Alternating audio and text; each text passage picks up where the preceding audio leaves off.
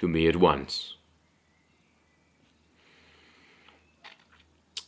To me he said, "Remain here for a while." An hour later, they brought the Amir to Al-Mutasim. Al-Mutasim looked at him and said, "Wherefore do you suppose that I lack zeal for the Islamic faith? Have you seen me oppress my people? Or is there something wrong with the religion in my time? Am I not the same man to save a Muslim who has been taken prisoner by the Rumis, marched from Baghdad, defeated the Rumi army,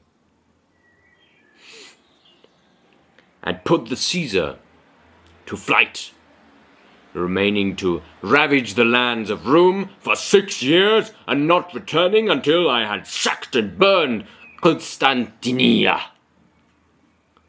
built the cathedral mosque, and delivered that man from captivity.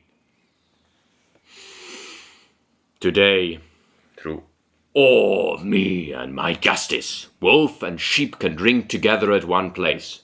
So how can you dare, here in Baghdad, upon my very threshold, to seize a woman by force, take her to your house for a wicked purpose, and then when people protest to beat them?"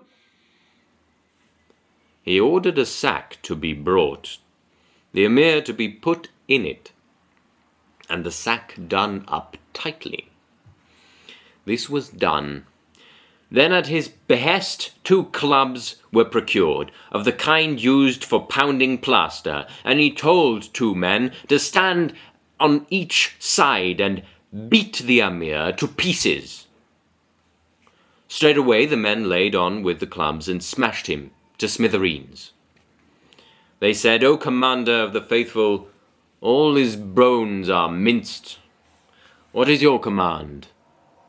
He ordered them to take the closed sack as it was, and throw it into the Tigris. Then he said to me, "O Shaykh, know that a man who does not fear God, to him be power and glory, will not be afraid of me, while the man who does fear God will of course not do an act for which he would be brought to book in both worlds. Since this man committed a crime, he has met his just reward.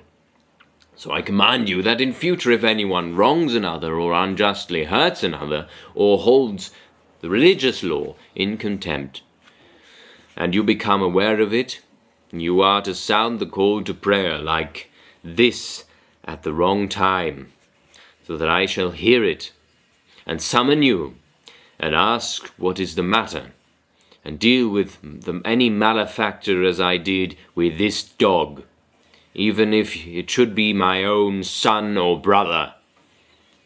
Then he gave me a present and dismissed me. Now all the nobles and courtiers are aware of this story, so it was not out of respect for me that the Amir gave you back your money, but rather for fear of the sack and the plaster pounders and the river. For if he had failed, I would immediately have gone up to the minaret and sounded the call to prayer, and the same would have happened to him as happened to that Turk.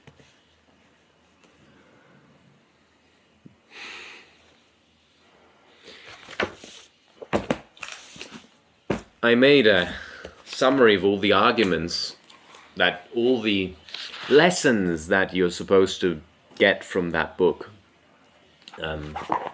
in every chapter, in all 50 chapters of that book. Yeah, hell of a lesson.